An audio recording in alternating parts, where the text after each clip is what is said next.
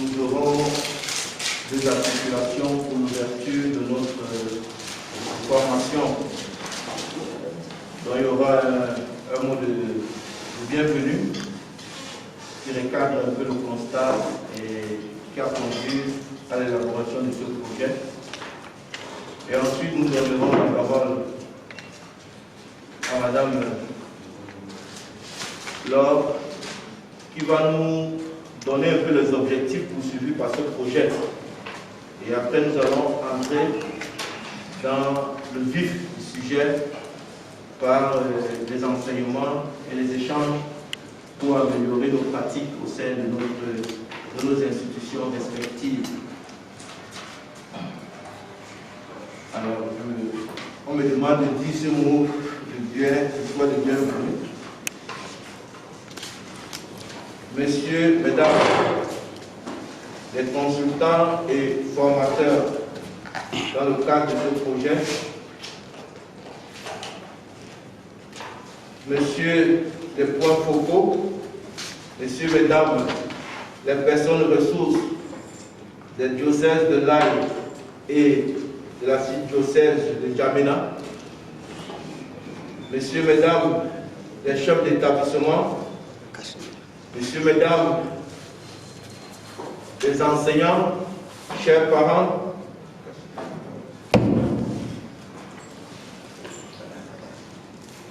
permettez-moi de prendre la parole ce jour dans le cadre de cette formation qui vient inaugurer ce projet qui est la promotion d'une éducation positive et la mise en place d'une politique interne de protection de l'enfant dans les établissements scolaires, dans les diocèses de N'Djamena et de l'Aïe.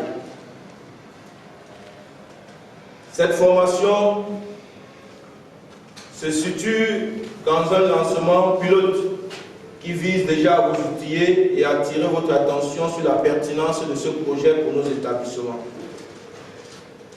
C'est un moment d'échange des réalités que nous vivons dans nos établissements, mais aussi d'imprégnation face aux lois et instruments juridiques qui régissent la protection de l'enfant et les droits de l'enfant. Il est donc important que nous soyons imprégnés, que nous puissions modifier nos comportements à l'avenir dans nos institutions en tenant compte de ces réalités qui existent, que nous ignorons quelquefois. Nous serons gré d'être disponibles à suivre ces enseignements pour notre bien et pour le bien des enfants dont nous avons la charge. Je tiens ici à saluer Monseigneur Edmond Kitanga de l'archidiocèse de N'Djamena, Monseigneur Nicolas Nadibap du diocèse de l'Aïe, qui ont soutenu dès l'idée créatrice de ce projet et nous ont accompagnés jusqu'à l'aboutissement de ce projet.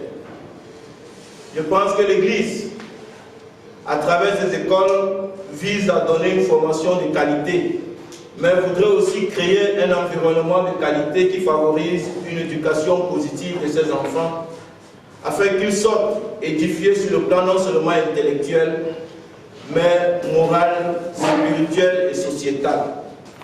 Et c'est ce qui va guider tout notre travail tout au long de notre formation. Je vous souhaite donc la bienvenue et je vous souhaite aussi bonne formation dans cette salle du lycée, dans cette salle du centre technique d'apprentissage et de perfectionnement de la salle de N'Djamena qui nous accueille.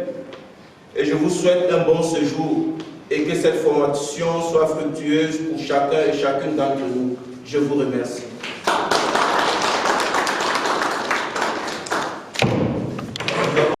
Alors, je tenais tout d'abord à remercier les frères des écoles chrétiennes qui nous ont invités à travailler et collaborer avec eux, en particulier la Fondation internationale de la salle Christou en Italie.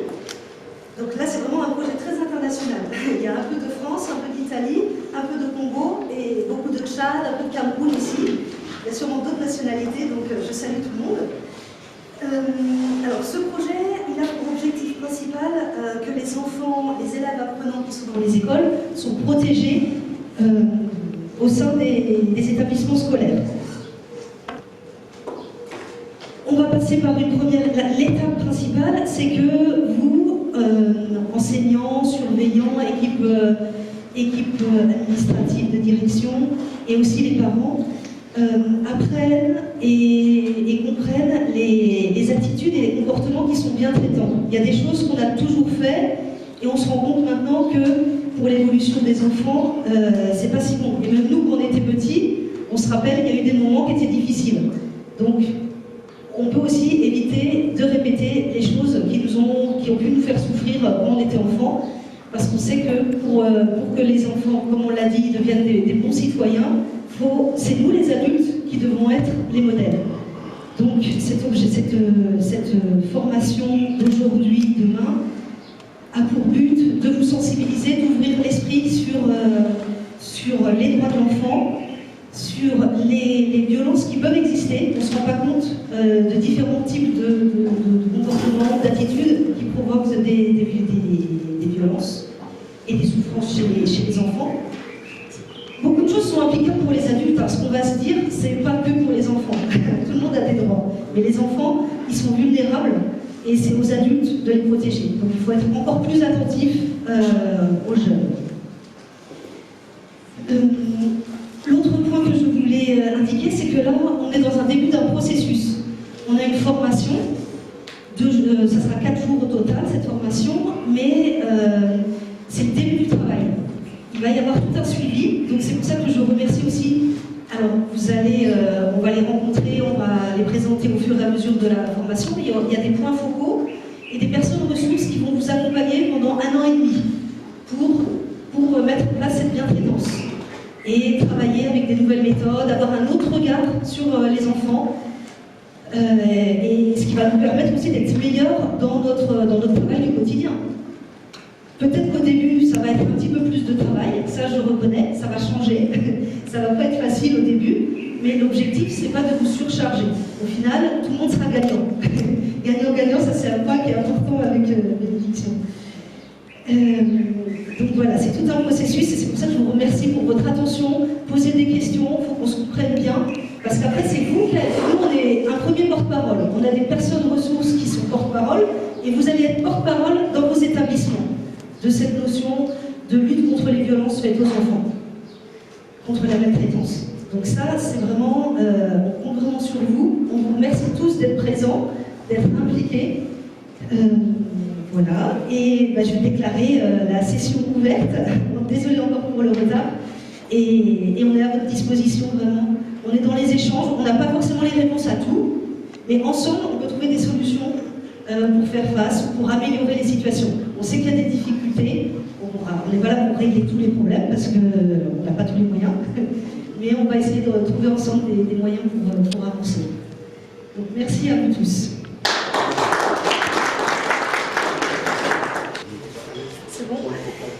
Alors, le Bureau international catholique de l'enfance a été contacté par la Fondation de solidarité internationale des Frères des écoles chrétiennes de la Salle.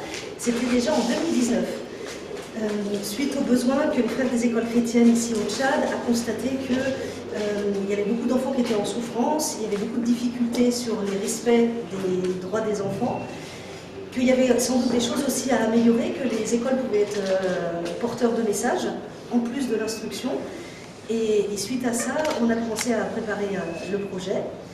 En juillet de cette année, on a fait une série d'entretiens où les adultes nous ont dit que tout se passait bien. On a entendu aussi les enfants, parce que c'est toujours important de partir des enfants. Et là, il y a un enfant qui nous a parlé du serpent noir, une fille qui nous a parlé du harcèlement sexuel, d'une invitation d'un enseignant dans une auberge.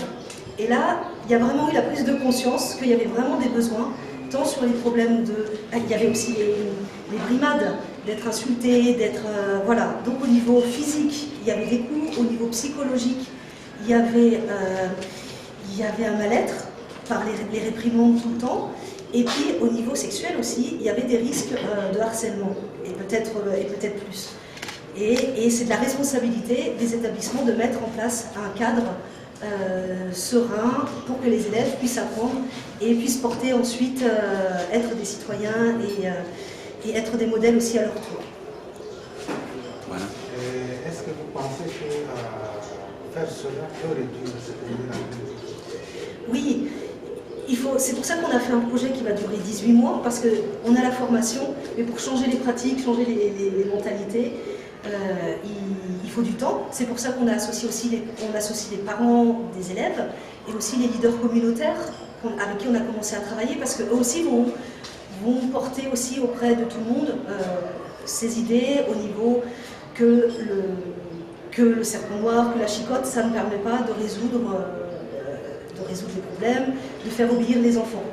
Il faut que les enfants doivent obéir, doivent respecter, mais il y a d'autres manières de le faire que par la violence. Est-ce que madame, en 18 mois, vous pouvez faire ça? On va lancer. On sait qu'on va travailler avec plus de 50 écoles, donc certaines vont sans doute mieux mettre en œuvre les choses, parce qu'ils ont peut-être déjà commencé un travail sur ce sujet-là, mais c'est sûr qu'il y aura toujours... On veut réduire. Ce qu'on veut faire, c'est surtout réduire les violences. Qu'il y en a un petit peu, qu'il y en ait moins. Mais la violence, elle a toujours existé, il y en aura toujours un petit peu. Mais il y a des choses qu'on peut éviter. Comment cela peut faire pour que ces C'est indispensable que les enfants soient associés. On va beaucoup travailler aussi sur la participation des enfants, parce que les enfants ont des idées pour améliorer. La jeune qu'on avait interrogée disait, quand on est en retard, on nous interdit de venir en classe. Alors, c'est encore plus une violence, parce qu'on ne s'est pas très bien compris. Donc il y a peut-être d'autres sanctions. On va travailler, réfléchir sur d'autres formes de sanctions, donc en les associant. Et puis effectivement, il y a déjà des ambassadeurs de la paix qui existent, donc on va aussi peut-être s'appuyer sur eux et sur d'autres élèves pour, d'une part, sensibiliser le plus grand nombre des enfants, et qu'eux-mêmes puissent être porteurs, et on va les sensibiliser aussi pour qu'ils puissent signaler quand il y a quand ils voient des choses qui ne devraient pas se faire, des pratiques. Donc il faut qu'ils puissent signaler et qu'on puisse après réagir pour réadapter quand il y a un problème qui apparaît. Madame, quelle est la méthodologie que vous avez appliquée pour Alors, il y a différentes étapes. Alors, il y a déjà on est parti avec l'appui des évêques, de l'archevêché, pour qu'on comprenne que c'est aussi une demande qui vient de la hiérarchie. Il y a la direction aussi nationale de l'enseignement catholique qui nous a sollicités, avec qui on est vraiment en collaboration. Donc ça montre qu'il y a une vraie volonté. Et c'est pour ça qu'on a pris aussi des personnes ressources qui vont accompagner les écoles. Ils vont leur rendre visite. Donc c'est pour ça qu'on va leur donner un certain nombre d'outils de sensibilisation. Et eux-mêmes, après, les personnes qui vont être formées vont les mettre en œuvre dans leurs écoles. Et en plus, les personnes ressources vont les accompagner, un peu les suivre, les motiver, parce que quand on sort d'une formation, après, on oublie les choses. Donc ils vont être là pour rappeler tout le temps un peu ces bonnes pratiques pour Plus on va répéter, plus on espère que ça va entrer progressivement. Et vraiment, sur les gens qui sont, les locaux qui sont sur place et qui sont déjà implémentés, qui sont déjà dans les équipes, on n'a pas pris des gens extérieurs qui vont venir et qui après vont repartir. Là, c'est des gens qui restent sur le terrain, ils vont être vraiment formés, ils vont s'approprier. Donc, au bout de 18 mois, peut-être qu'on arrivera à trouver d'autres financements, parce que c'est toujours... peut-être qu'on arrivera à faire un peu plus longtemps, mais au minimum, ils seront toujours là, et même s'ils ne seront plus référencés comme personnes ressources, ils se seront appropriés, ils seront toujours disponibles pour répondre aux questions. Donc c'est ça aussi la force, c'est de s'appuyer sur une équipe. Et c'est pour ça qu'on ne travaille que dans les diocèses de l'Aï et N'Djamena, parce que c'est déjà beaucoup. Et on fait petit à petit. S'il y a quelques écoles qui sont porteurs, ça va montrer l'exemple à d'autres. Et c'est ça aussi qu'on veut travailler sur l'exemplarité. Alors pour les auteurs de violences, je pense que les adultes, ils peuvent être fatigués. Il y a beaucoup d'éléments extérieurs aussi. Donc il ne faut pas s'énerver contre les élèves quand on arrive au travail parce qu'on a eu une mauvaise nuit, parce qu'on a eu une mauvaise semaine. C'est pas facile parce qu'on est tous humains. Donc des fois, on dit souvent, moi je me rappelle d'un psychologue au Togo qui m'avait dit quand un adulte commet une violence, c'est parce qu'il est lui-même énervé, parce qu'il n'a pas réussi à se faire comprendre. Donc il faut toujours se dire, quand on commence à s'énerver contre un enfant, il faut prendre de la distance.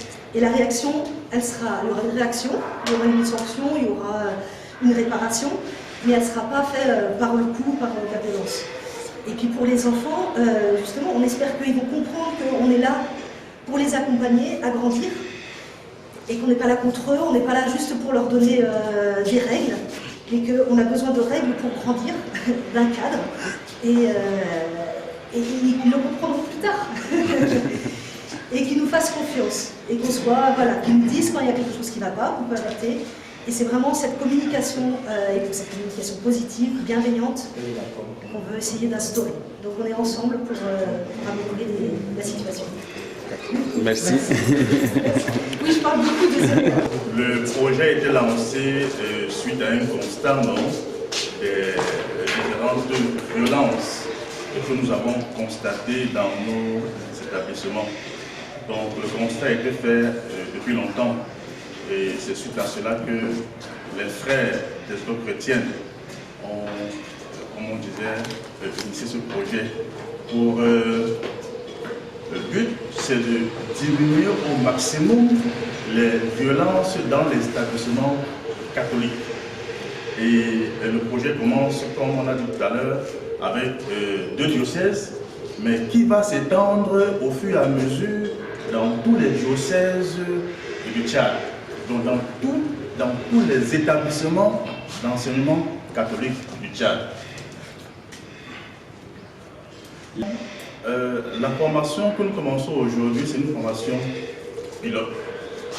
Et j'ai dit, ça concerne d'abord 2 diocèses. Nous essayons d'expérimenter dans nos établissements. Et par la suite, ce serait dans tous les établissements d'enseignement catholique du Tchad. Après, maintenant, nous allons avoir d'autres partenaires. Donc l'État lui-même, en accord avec le ministère, n'est-ce pas, de l'enseignement.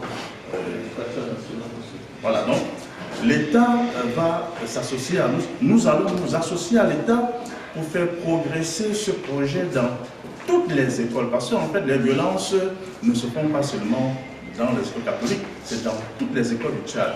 Donc ce projet, par la suite, ne restera pas seulement dans nos écoles, mais chacun pourra, n'est-ce pas, avoir profit des réalités qui vont se passer dans ce projet.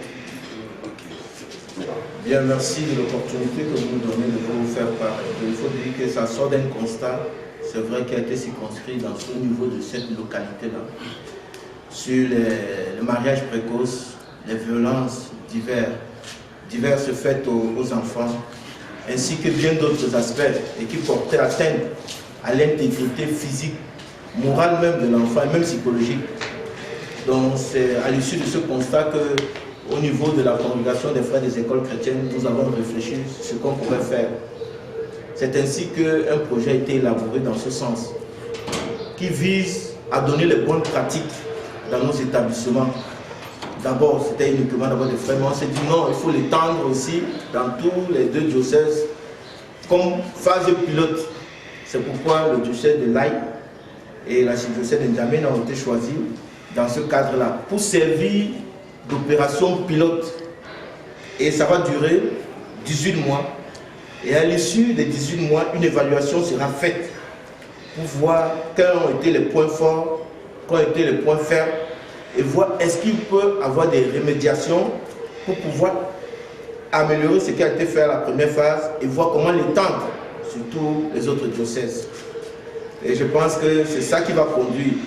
Le projet ne vise pas à éradiquer complètement, ce n'est pas possible. Nous sommes dans une démarche progressive. Donc, on va faire ce qu'on peut. Mais c'est pourquoi, pour qu'on puisse réussir ce projet, on est impliqué non seulement toute la hiérarchie de l'éducation au niveau de l'Église catholique, mais on a aussi impliqué les responsables des établissements, les parents d'élèves et les élèves. Tout à l'heure, vous avez demandé comment cela va se faire. C'est clair. Un schéma a été dégagé qui va accompagner l'opérationnalisation de ce projet sur le terrain. Nous allons nous appuyer déjà sur ce qui existe, les ambassadeurs de la paix, les coopératives scolaires, mais nous allons créer aussi les clubs qu'on pourra dénommer, on en cherche encore la dénomination, peut-être droit des enfants ou protection de l'enfant.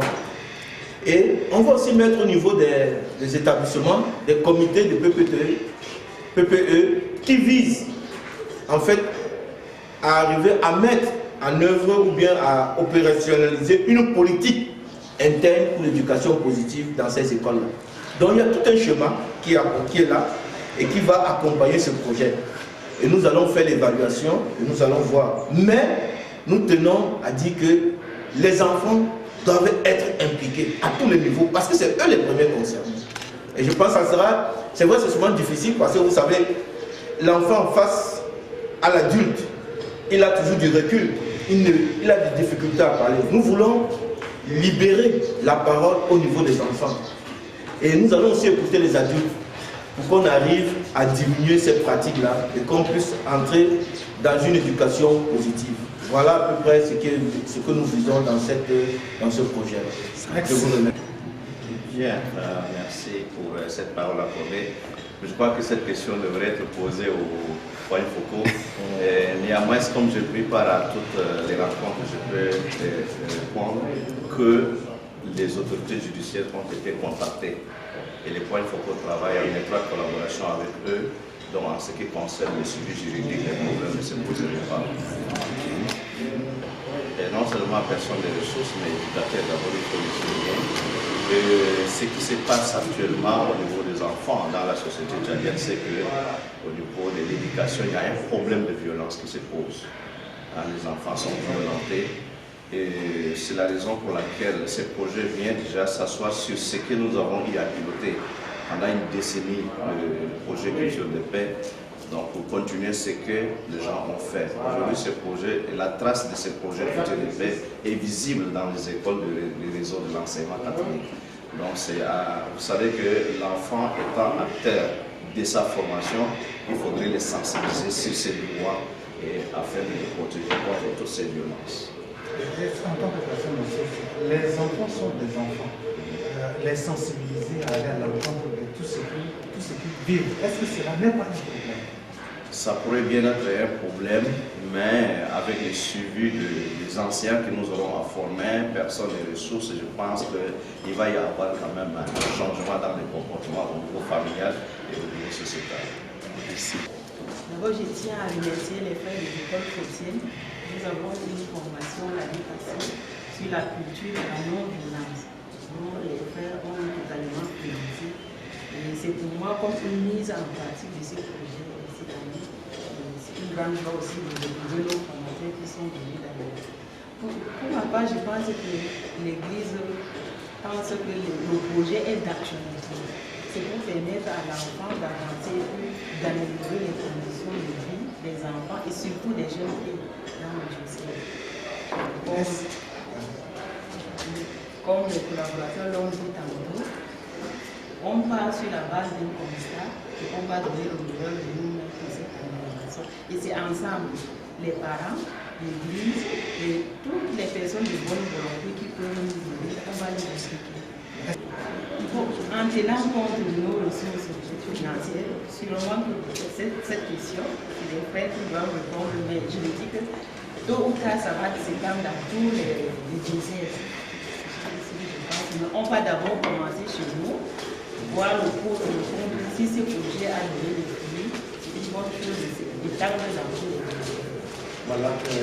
C'est le message que je peux dire, nous, en tant qu'enseignants, en tant qu'éducateurs, on ne fait que supprimer aux parents.